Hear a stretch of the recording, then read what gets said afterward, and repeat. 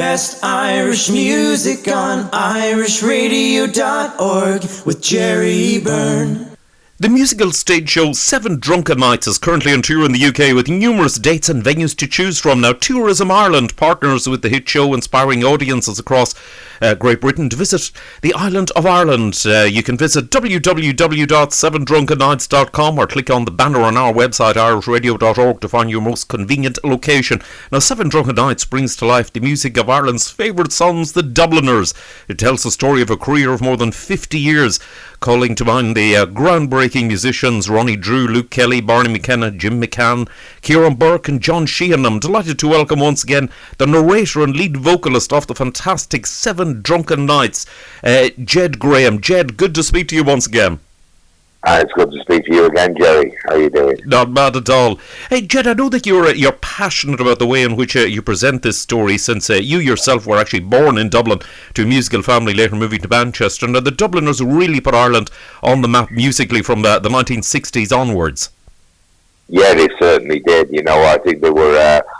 every musician in Ireland from the 60s onwards owe a great debt to the Dubliners for actually making it possible for us to have a worldwide audience. Because up until that point, it was very, Irish music was very insular. It was just, the Dubliners were the first major act to break the charts in the UK, and then to pave the way for international concert tours. So yeah, we owe a great debt as musicians to the Dubliners.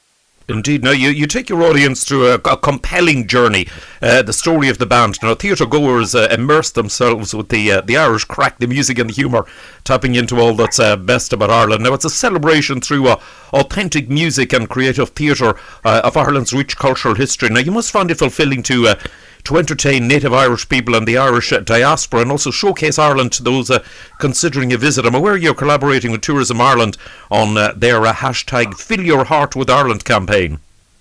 Yeah, I mean, we're very privileged to be working associated with Tourism Ireland. You know, it's a great stamp of approval onto what we're doing. I mean, I think as an Irishman who was born in Ireland but grew up in England, the island of Ireland is a very important part of my cultural heritage, and everything that I've ever presented, no matter what show I've been in, especially with Seven Drunken Nights, we've always tried to do it in a very sort of honest and true fashion, with great regard to sort of the history of Ireland and the people of Ireland, and to get the stamp of approval from Tourism Ireland, who recognise that we're doing things in the right way, it's a huge accolade for us. Huge accolade. Indeed. Now, to quote Julie Wakely, Tourism Ireland's head in Great Britain, Tourism Ireland, she said, is delighted to be working with the production. The island of Ireland is world-renowned for its vibrant music and culture offering, and the show will bring a taste of this to audiences all over Great Britain, ensuring that Ireland remains front of mind among prospective travellers and inspire future visits to the destination. I think, Jed, we all echo those statements. Oh, we do. I mean, the thing is, we've not had the opportunity. I know I certainly haven't of visiting Ireland over the last 2 years during the pandemic, and I think it's not somewhere we ever forget about. But the fact that we've not been able to travel there, openly for the last 2 years, has been very, very difficult for a lot of people. Certainly for me and my family, we always got over back to Ireland 2, 3, 4 times a year. We were always over there. We did actually have a great pleasure of touring Ireland with the show in February of this year, so it was great to actually get our feet back on Irish soil, after such a long time away. But I think it's important now that people sort of start getting back to normal and start to visit Ireland again. Where Ireland relies so much on the tourism industry, and I know from my own personal experience of being in Dublin and Belfast and Derry and Armagh, that the country is open, and it's there's still that cane wheel of culture. The 100,000 welcomes is very much evident, and the people are welcoming tourists back to Ireland, and of course people need to go back to visit their families. So everywhere is opening up in Ireland, and I think it's we're very, very proud to be sending that message out every night we go on stage. That if you've enjoyed the show tonight, why don't you just get on a plane or on a boat and head back over to Ireland and enjoy the real thing. Indeed. Now, as we've said, whilst your enthusiastic fan base are clearly entertained, you don't soft soap anything in the show. There are tragedies and setbacks along the way. Now, notably the death of Luke Kelly at the age of just 43, a tremendous loss. Yeah. Now, it's significant that we've all just endured the challenging times, as you mentioned there, with the pandemic.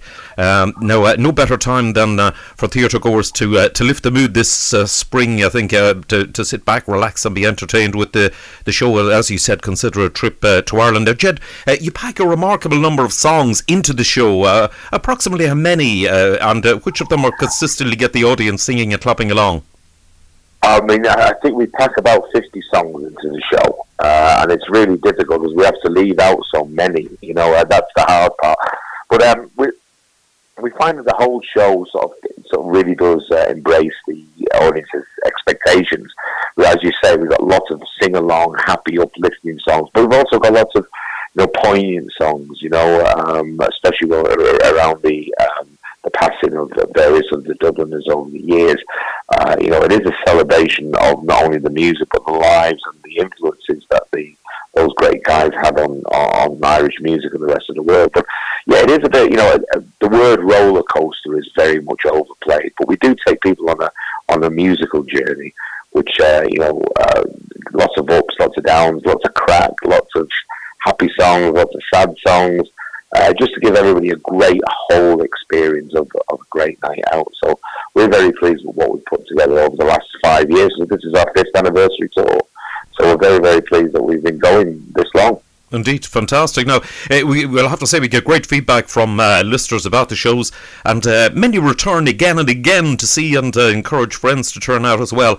How do you manage to keep the show fresh? Is there any new content over the years, over the seasons? Well, what we try and do is, we make sure that every time we go on stage that, we're fully sort of prepared, energized, that's the word I'm looking for. We make sure that we put 100% in on stage, so there's lots of energy, and that carries the music through. And also, it's very sort of, it's very enthusiastic for the audience to get involved. They can see our enthusiasm and our love of the music, and that carries it all the way through. But we do revisit different sections of the the story, and we replace some songs, or we might do a slightly different musical arrangement of it. But we think carefully about what we do. We certainly don't go through the sort of motions of presenting the show. I mean, we go into rehearsals for 2 weeks of solid studio rehearsals, getting everything up to near enough perfection of what we want to present, and the energy. The energy is the most important thing for me. Is to make sure that we have that explosive energy on stage that makes the audience feel like they're at a great event. Indeed. Now, it's said that imitation is the sincerest form of flattery. Now, that said, you have the utmost respect for the Dubliners and are keen to emphasise your production is not a tribute act. It's in the spirit of the Dubliners without claiming to in any way be a substitute for their output. Indeed, you include actual footage of the band. Oh yeah, I mean that's it's very important. We're not a tribute, so we're not a look-alike, sound-alike. We love the music so much. We just don't want that music to disappear and be diluted like it has been over the years. We want to give it, present that music in an exciting way with full respect to each and every member of the Dubliners, and to keep that music alive and current and vibrant, and to bring back some memories for people who remember going to see the lads back in the 70s and 80s. So yeah, I mean, we really are very focused on bringing a great respect to what we do on stage. Nothing is ever thrown away or half done. We make sure that everything is done with the utmost care and utmost respect to the music and the legacy of the Dubliners. Indeed, now the show, as you say, is constantly evolving. Now, you're speaking to me from the road. You still have almost 50 dates to go at this time. Yeah. Anyone who hasn't yet caught the show, I can highly recommend it. It's a real crowd pleaser. A real feel-good night out. Now, Ged, after the lockdown, you must be delighted to be engaging once again with audiences. I know you enjoy meeting followers through photo opportunities and signings. How has COVID affected that aspect of things? Well, to tell the truth, we're pretty much back to normal now. We're doing meet and greets after the shows. We're still respecting the COVID sort of rules of each theatre. But what we're finding now is the confidence is growing back. The majority of people are double and triple jabbed. Every precaution is being taken, and it's just great to meet, to start meeting the audiences again, and getting their feedback and answering their questions. Great photo opportunity. So it's great fun now. The fun has come back. It was those 2 years sat at home wondering whether we'd ever get back onto the stage again. Indeed. We're very worrying times, but now it seems to be back with a vengeance. Indeed. And so we're back into bright sunny days. Indeed, there's a few bank holidays to look forward to, and ideal for people to get out. Now, I know you can guarantee them a fantastic experience going to the show. Now, you've perfected this, having celebrated the fifth, as you mentioned, the fifth anniversary, going for the fifth anniversary of the tour, which is something else. I mean, it's amazing. I mean, we never expected, to be still going after 5 years. It's very much a passion of mine to do the show. And I thought maybe a couple of tours and that'd be fine, that'd be great. And I would have been very, very happy with that. But we have developed a great fan base. People do, as you say, come and see the show numerous times on the tour. I think there's one lady, and I think we're about 25 dates into the tour now. She's been 6 times so far. So we know we have a very loyal fan base, and every show has got a slightly different energy about it. And to be going for 5 years and expanding our market, for want of a better word. I mean, we toured extensively in Ireland. We sold out in Belfast Waterfront. We sold out in the Helix Dublin. We sold out in Armagh, in the marketplace. We're off to Norway again now that Europe is opening up. So we've got the Norway tour coming up in September.